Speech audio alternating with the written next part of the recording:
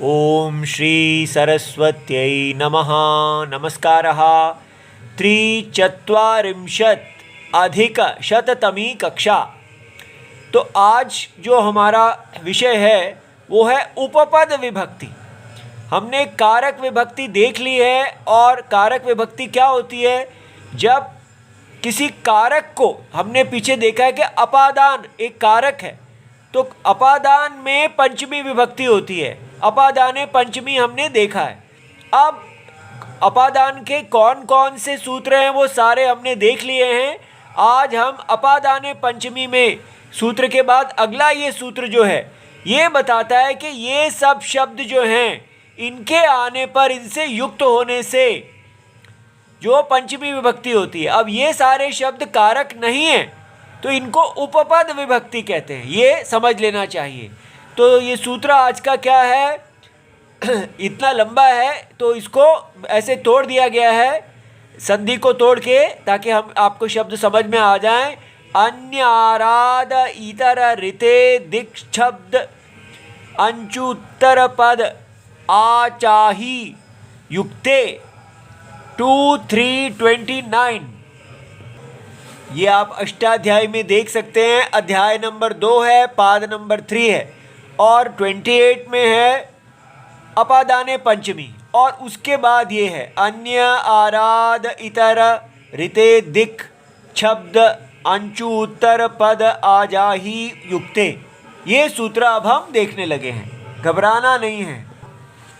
तो इस शब्द का समास विग्रह देख लेते हैं।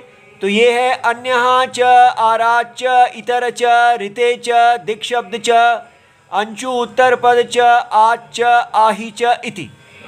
ठीक है। और ये सब संधियां हो जाने पर इतने में द्वंद्व बन गया और इसको सारे को जोड़ दिया। उत्तर पद आच आह आहया, क्योंकि अंत में आही है तो इससे जो है इसका आहया बन गया।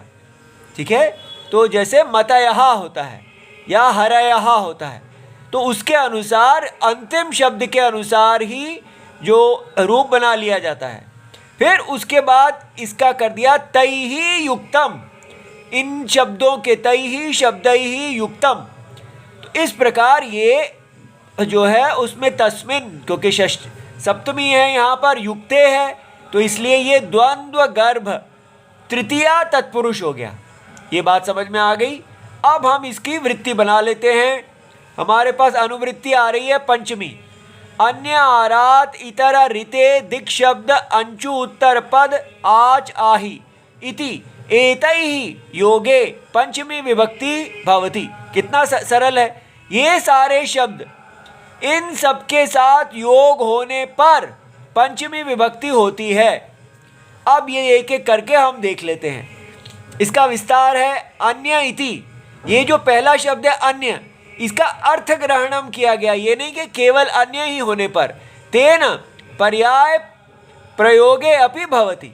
तो अन्य शब्द से अर्थ ग्रहण है, इसके कारण पर्यायवाची शब्द होने पर भी पंचमी हो जाएगी। जैसे अन्यो देवदत्तात्, भिन्नो देवदत्तात्, चाहे अन्य की बजाय भिन्न लगा लो।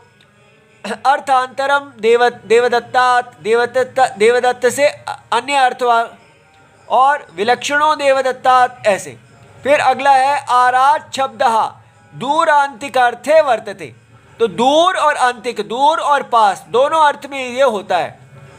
तो यहाँ पर आगे एक सूत्र आने वाला है 2-3-38। दूरांतिक अर्थैहि षष्ठी अन्यतरस्याम इति प्राप्ते। तो यहाँ पर उसका पंचमी से विधान कर दिया है कि ये जो आराध शब्द है इसमें पंचमी ही लगेगी।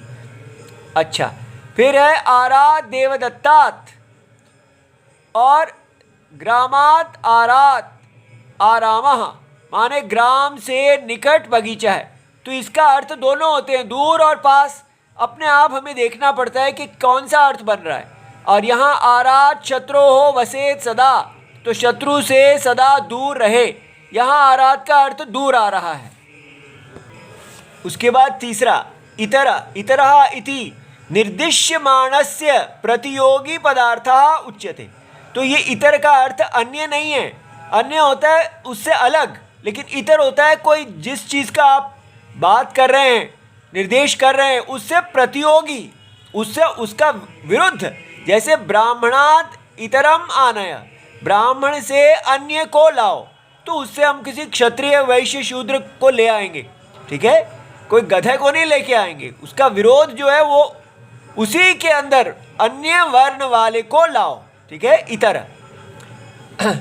अच्छा, ऋते इति अव्ययम वर्जनार्थे, तो ऋते शब्द जो है वो अव्यय है और वर्जन किसी को इसके अन्य, तो जैसे इसको छोड़कर, तो जैसे ऋते ज्ञानात् न मुक्ति ही, माने ज्ञान से छोड़कर और किसी चीज से मुक्ति नहीं होती, ज्ञान से ही मुक्ति होती है, ठीक है। तो आगे दिक् शब्द, दिशा के साथ जो काल जुड़ा है उसके साथ भी ये पंचमी हो जाती है। जैसे पूर्वः ग्रामात् पर्वतः, उत्तरो ग्रामात्, तो ग्राम से उत्तर पर्वत है। पूर्वो ग्रीष्मात् वसंतः, अब ये काल है, उत्तरो ग्रीष्मः वसंतात्, ठीक है, माने ग्रीष्म गर्मी जो है वसंत से उत्तर में है। फिर है अन्य अस्मात् पूर्वः कालः इति, ये सेंटेंस रॉन्ग है, क्योंकि यहाँ अयम अस्मात् पूर्वः, पूर्व कोई दिशा नहीं है, पहला काल, तो ऐसा प्रयोग गलत है। अंचु उत्तर पद, ये अंचु जो है प्राक शब्द जो है ये अंचु प्रत्यय से बनता है, इसलिए अगर ये प्राक, प्राक ग्रामात्, प्राक प्रत्यक ग्रामात्, ग्राम से पहले, तो ये भी यहाँ प्रयोग हो जाता है। अब यहाँ कहा गया ये भी तो ननु च अयम अपि दिक् शब्दः, ये भी एक दिक् शब्द है, लेकिन वो आगे आने वाले सूत्र के संबंध में है, वो बाद में देखेंगे। आच प्रत्यंतः अगर हो, तो जैसे आ इसके साथ लग गया, दक्षिणा ग्रामात्, ग्राम से दक्षिण में, उत्तरा ग्रामात् ये अव्यय है, आही प्रत्यांत, दक्षिणाही उत्तराही ग्रामात्, दूर दक्षिण में ग्राम से, ये भी अव्यय है, ठीक है। इति सर्वम शिवम, प्रणाम, धन्यवाद।